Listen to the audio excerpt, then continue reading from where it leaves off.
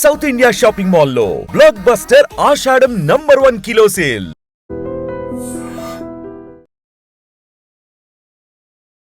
Jail నుంచి బయటకు వచ్చిన తర్వాత తిరిగి పార్టీ వైపు వెళ్ళారని, పార్టీ ఆదేశాల మేరకు ఆర్ఎంపీ డాక్టర్నితో పాటు అప్పుడు నయం కోసం కూడా తిరిగారని వార్తలు వచ్చాయి. అట్లేం లేదు, మరి పార్టీ నాకు అట్లాంటిది ఏం చెప్పలేదు. కాకపోతే నేను అక్కడ ఆర్గనైజ్ చేయాలనే వెళ్ళాను, నాకు అక్కడ సహకరించలేదు. తిరుమలగిరి సైడ్ ఆర్గనైజేషన్ కోసమే వెళ్ళా. పార్టీ నయం కోసం తిరిగారా? నయం కోసం ఏం తిరగలేదు, కాకపోతే కొన్ని రహస్యంగా కొన్ని ఆయుధాల కోసం అయితే తిరిగాము. నాతో పాటు నేను సింగిల్గానే ఉండేది, ఇంకా వేరే వాళ్ళు. ఆర్ఎంపీ డాక్టర్ కోసం ఆర్ఎంపీ పార్టీని మొత్తం నాశనం చేశాడు కదా ఆయన. మరి ఆయన మీద ప్రతీకార చర్య కోసం తిరిగారా? ఏమీ చేయలే. ఇక మళ్ళీ ఎందుకు వెళ్ళలేదు. ఇక ఆయన పని ఆయన చేసుకున్నాడు. ప్రతీకార చర్యలు మా వాళ్ళు ఒకసారి తిరిగారు కానీ వాళ్ళు దొరకలే, వాడు మిస్ అయిన వాళ్ళ హ్యాండ్ ఓవర్లో. పార్టీ అప్పుడు చాలా పోలీసులు ఒక వాదన ఉండేదమ్మా, బూడిద అనురాధ యాక్షన్ టీంలో వెళ్ళింది, 1+2 తిరుగుతూ నయం కోసం వేటాడింది, కానీ నయం చాలాసార్లు మిస్ అయ్యాడు అని. ఇక వాళ్ళు అల్లుకున్న కథ అది, కానీ మేము వెళ్ళింది వేరే ప్రాసెస్. వాళ్ళు అల్లుకున్న కథ అది, దానికి మనం ఏం చేయలేం. తర్వాత మీరు జైలు నుంచి బయటకు వచ్చాక ఏం చేస్తున్నారు? జైలు నుండి బయటికి వచ్చినాక ఇంకా నేను ఇక వ్యవసాయం పనే చేసుకునేది. ఎప్పుడు వచ్చారు మీరు బయటికి? 2009లో అట్లా వచ్చినాము. ఒకటి నాకు కర్నూలులో ఉండే కేసు, నంద్యాల, అక్కడికి వెళ్ళేది, ఆ కోర్టుకి వెళ్ళేది. మార్నింగ్ పోయి అక్కడ కోర్టుకు అటెండ్ అయ్యి, నంద్యాల కర్నూలు కోర్టులో అక్కడ ఒక లాయర్ ఉండే, ఆయన చెప్పేది. మార్నింగ్ వెళ్ళేది, ఆ కోర్టు చూసుకునేది, ఆ లాయర్ ఇంట్లోనే ఇంత తిని ఆయన సాయంత్రం బస్సు ఎక్కించేది, వెళ్ళొచ్చేది. అంటే 2009లో పూర్తిగా బయటకు వచ్చారు. కానీ మళ్ళీ ఛత్తీస్గఢ్ ఏవోపి వెళ్ళాలనిపించలేదా? అనిపించింది కానీ ఒక ద్రోహి ఇచ్చిండు మళ్ళీ మాకు. ఒక ద్రోహి ఉన్నాడు కదా, శ్రీనివాస్. మాకు ఏంటంటే పార్టీ వాళ్ళు లెటర్ రాసిర్రు, రండి అని చెప్పి పిలిపించారు అక్కడికి. మా వాళ్ళు ఉండే ఇంకా కొంతమంది ఉన్నారులే.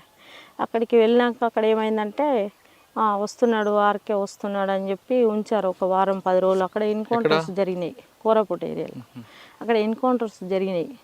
అక్కడ జరిగినాక ఏం చేసిరంటే, ఇక్కడ తెలంగాణ పోరాటం జరుగుతుంది. అలాంటప్పుడు ఏంటంటే మేము ఆశగా ఏంటంటే మేము మొత్తం అక్కడే ఉండాలనే ఆశతో మేము అక్కడే వెళ్ళాము. అక్కడ ఉన్న పరిస్థితి ఏంటంటే ఒకరి స్వార్థం కోసం మమ్మల్ని రిటర్న్ పంపారు. ఎవరు స్వారీ? ఇక వాళ్ళు ఉంటారు కదన్న కొంతమంది పార్టీ వాళ్ళే. తర్వాతకి మేము వెళ్ళొచ్చినాక ఒక 2 నెలలకు అరెస్ట్ అయ్యి జైల్లో ఉన్నట్టుగా, లేకపోతే పోలీసు వాళ్ళు పట్టేసిరు, ఎన్కౌంటర్ నుండి తప్పించుకున్నా అని అట్లా టీవీ న్యూసెస్ అట్లా వచ్చింది. కానీ వాళ్ళ స్వార్థం కోసం మమ్మల్ని కాంటాక్ట్ ఒకటి చేసేసారు అదే టైంలో. అదన్నట్టు ఇక తర్వాతకి ఇక మన సిచ్యువేషన్, మనం జరుగుతున్న బయట నడుస్తున్న పరిస్థితులు, ఇక వయసు మీద పడితే ఇంకా చాలా ప్రాబ్లమ్స్ ఎదురవుతాయని చెప్పి సపరేట్గా మ్యారేజ్ చేసుకున్నాడు బెటర్ అని సపరేట్గా మ్యారేజ్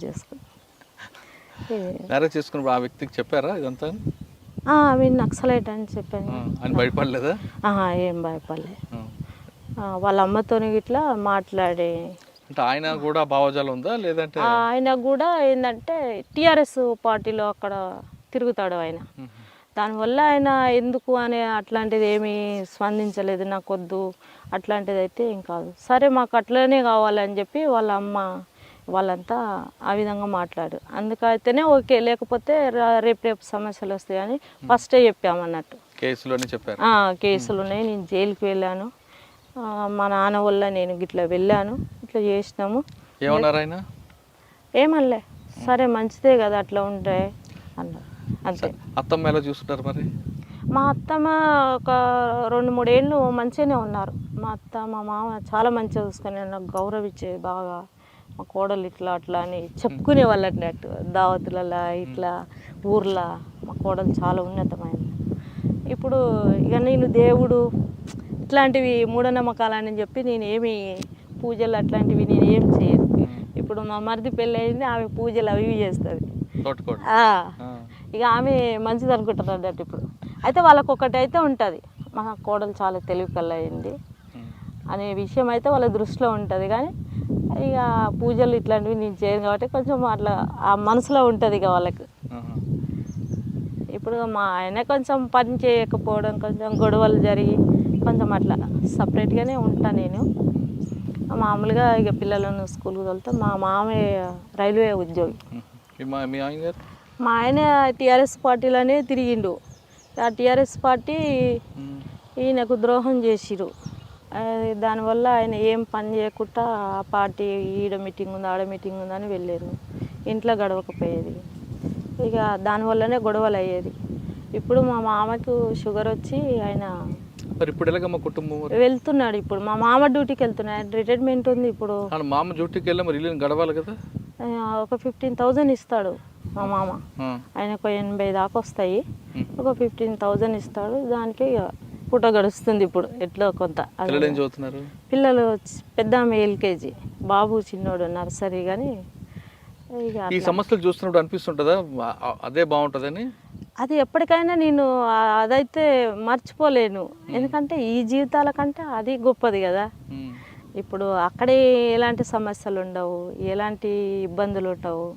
కాకపోతే కొంచెం ఎండాకాలం వచ్చినప్పుడు ఎన్కౌంటర్ జరిగినప్పుడు ఒక రోజు 2 రోజు సమస్య ఉంటుంది, తిండి తిప్పలకు కొంచెం అట్లాంటిదే. కానీ ఇంకా వేరే ప్రాబ్లమ్స్ అయితే ఏది ఉండదు. ఇది సంపాదించాలి, అయ్యో పూటకు లేదు ఎట్లా అని టెన్షన్ పడేది అయితే అట్లాంటిది ఏం లేదు.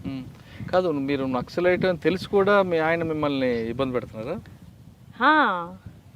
ఇబ్బంది అంటే నన్ను ఆయన పనికి పోకపోవడం సమస్య అదన్నట్టు పరిస్థితి. పనికి పోతలేడు. ఏదో చిన్నగా నేను ఒక 11-11:30కి అట్లా పోయి వేరే మార్కెటింగ్ ఉంటుంది అన్నట్టు, దాంట్లో పోతే ఒక 250 ఏమి ఇస్తారు.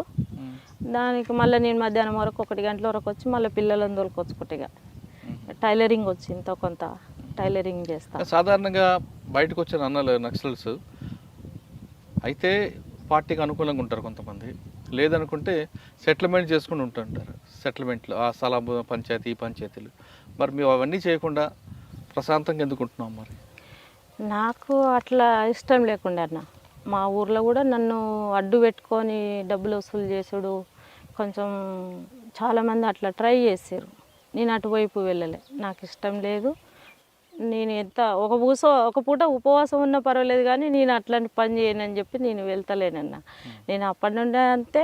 నేను కూలి పనికి కూడా పోయినా, నా పెళ్ళి కాకముందు అయినా సరే నేను కూలి పనికి కూడా పోయినా. అనేవాళ్ళు ఈమె కూలి పనికి పోతుంది, ఈమె ఏంది, ఈమె గింతే, అట్లాంటి ఫీలింగ్ వచ్చేది. కానీ ఎవరో ఏమనుకుంటే ఏంది, మనమైతే తప్పు చేస్తలేం కదా. సాధారణ మనుషులమే మనం కూడా ఒకప్పుడు. కాకపోతే మనం అక్కడ పోయి వచ్చినాం, కొంచెం రాజకీయాలు తెలుసు, మనం ఒకళ్ళు ద్రోహం అయితే చేస్తలేము కదా. సాధారణంగా పార్టీలు ఉన్నప్పుడు ఒక క్రమశిక్షణ, ఒక నీతి, నిజాయితీ, ఇవన్నీ పార్టీని నేర్చుకొస్తారు. అది ఎక్కడికి పోదు. అది బయటకు వచ్చిన తర్వాత ఇప్పుడు ఉన్న ప్రపంచంలో కుట్రలు, ఈ కుతంత్రాలు చూసినప్పుడు ఏమనిపిస్తుంటుంది మీకు? ఇక వాళ్ళ స్వార్థం కోసం వాళ్ళు చేసుకుంటున్నారు అనుకుంటా నేనైతే. వాళ్ళ స్వార్థాలు వాళ్ళ స్వార్థం కోసం చేసుకుంటున్నారు అనుకుంటున్నారు. కానీ మీకు కూడా ఒక స్వార్థం రావాలి, ఎందుకంటే మీకు 2 పిల్లలు ఉన్నారు, అవునా? 2 పిల్లల కోసమైనా మీరు ఇప్పుడు సంపాదించాలి, వాళ్ళ కోసం, వాళ్ళ బాగోగుల కోసం చూసే బాధ్యత మీది. ఇందులో మీకు ఒక స్వార్థం ఉంది కాబట్టి ఆ క్రమశిక్షణ, కట్టుబాటు మర్చిపోయి స్వార్థపరురాలుగా వెళ్తారా, లేదు ఆ క్రమశిక్షణ, నీతి, నిజాయితీ నిలబడతారా? నేనైతే ఇప్పటి వరకు అయితే నిజాయితీగానే ఉన్నాను. నా పిల్లలకు కానీ ఎవరికేమి నేను అట్లా సంపాదించుకోవాలంటే ఈరోజు కోట్లకు ఉండేదాన్ని. కానీ నాకు అట్లాంటి ఉద్దేశం లేదు. ఈరోజు 200 కూలి పని చేస్తున్నా అంటే ఒకసారి మీరు ఆలోచించండి. అట్లా పోయొచ్చి కూడా ఓ రోజు కూలి పని చేసుకొని బతకవలసిన పరిస్థితి. సాధారణ మనిషిగా నేను వెళ్ళి కూలి పని చేస్తాను. బూడిద అనురాధ రాజకీయాలు వెళ్తుంటారంటారు. నేనైతే పొలిటికల్గా బాగానే అక్కడ ఇక్కడ వెళ్తుంటాను. కొంచెం నన్ను పిలుస్తుంటారు, వెళ్తుంటాను, మాట్లాడుతుంటాను. ఏదైనా సమస్య ఉంటే కూడా నాకు చెప్తుంటారు. సాధారణంగా ఈ పెళ్ళి సంబంధాలు చూడమని కూడా చాలామంది ఫోన్ చేస్తుంటుంటారు. అట్లా కూడా చెప్తాను. నాకు మర్యాద అనేది అయితే ఉంటుంది. అక్కడ కూడా కొంచెం న్యాయంగా వెళ్తారు, అన్యాయంగా పోరు. ఎవరి సొమ్ము తినాలనో, ఎవరికి అన్యాయం చేయాలని అయితే నాకు అట్లాంటి ఉద్దేశం ఉండదు. ఎవరైనా చేస్తుంటే కూడా నాకు నచ్చదు. కొందరు ఏం చేస్తుంటారంటే, నేను పెద్ద కదా, ఆమెను వాడుకోవచ్చు, ఆమె ఎంతైనా చేస్తుంది అని చెప్పి వాడుకుంటుంటారు. నాకు అట్లాంటి ఇష్టం ఉండదు. నా పని నేను చేసుకోవాలి, నా పిల్లలకు కూడా నా పని నేనే చేసుకోవాలి అనే ఒక ఆలోచన ఉంటుంది. ఇంకోరికి ఏపీయాలనే బానిసగా నేను అయితే మలుచుకోలేను, నాకు నచ్చదు. సార్ ఫైనల్గా చెప్పమ్మా, ఇప్పుడున్న మహిళలు అంటే యువతులు కానీ వీళ్ళందరూ కూడా తొందరగా ఎదగాలి, విలాసవంత జీవితానికి దానికి అలవాటు పడుతున్నారు. ఒక క్రమశిక్షణ కానీ ఒక నీతి నిజాయితీకి చాలా తక్కువ మంది ఉన్నారు. మిగతా వాళ్ళందరూ కూడా ఒక అడ్డదారిలో సంపాదించాలి, అర్ధరాత్రి కోటీశ్వరు అయిపోవాలి, విలాసవంత జీవితం కావాలి అనుకునే వాళ్ళకి మీరు ఇచ్చే మెసేజ్ ఏంటి? ఇప్పుడున్న అంటే ఈ సమాజము ఆ విధంగా పోషిస్తుంది కాబట్టి యూత్ ఏంది పెద్దవాళ్ళు కూడా అటువైపు వెళ్తున్నారు. కానీ ఆ విధంగా ఉండేది ఎన్నాళ్ళు తాత్కాలికం వరకే. అది ఎంతవరకు ఉన్నా కానీ మనం కష్టపడి సంపాదించింది అయితేనేమో మనం ఇంత కష్టపడితే ఈ వస్తువు సంపాదించుకున్నాం నిలబెట్టుకున్నాం అనే ఒక ఆలోచన ఉంటుంది. వృధాగా వచ్చింది అయితేనేమో గంతే కదా అని క్యాజువల్గా తీసేస్తారు దాన్ని ఈజీగా. దాంతోనేం పని, అవసరానికి వాడుకొని వదిలేస్తారు. కానీ ఈ నీతి నిజాయితీ అనేది అది ఒక గొప్పతనం. ఏంటంటే నీతి నిజాయితీగా ఉండడమే గొప్పతనం. నీకు పూటకు గతి లేకపోయినా పర్వాలేదు, ఒక నీతిగా ఉండడమే గొప్పతనం. ఇంకొక మా ప్రశ్న చెప్పండి. ఇప్పుడు మీరు లోపలికి వెళ్ళారు, 2 సార్లు అరెస్ట్ అయ్యారు, బయటకు వచ్చారు, మీకు ఎన్నో ఆఫర్లు వచ్చినా ఎక్కడ తలగకుండా నిజాయితీగా నిలబడ్డారు. ఇంకా మీకు కష్టాలు ఉన్నాయి, మీరు కష్టాలు పడ్డారు. కష్టాలు పడినా ఆ కష్టంలో ఎక్కడ భయపడకుండా మనోధైర్యం కోల్పోకుండా మీ కాళ్ళ మీద మీరు నిలబడ్డారు. కానీ కొంతమంది మహిళలు చిన్న చిన్న కష్టాలకే బాధలు పడడం, ఆత్మహత్యలు చేసుకుంటున్నారు. అటువంటి మహిళలకు మీరు ఇచ్చే మెసేజ్ ఏంటి? అట్లంటే మనం ఈ తొవ్వెమ్మడి వస్తున్నప్పుడు ఎన్నో సమస్యలు ఎదురవుతుంటాయి. ఓ ముళ్ళు దాకొచ్చు, ఒక తట్టు దాకి కింద పడవచ్చు, ఇంకా ఏదో రకంగా ఉండొచ్చు.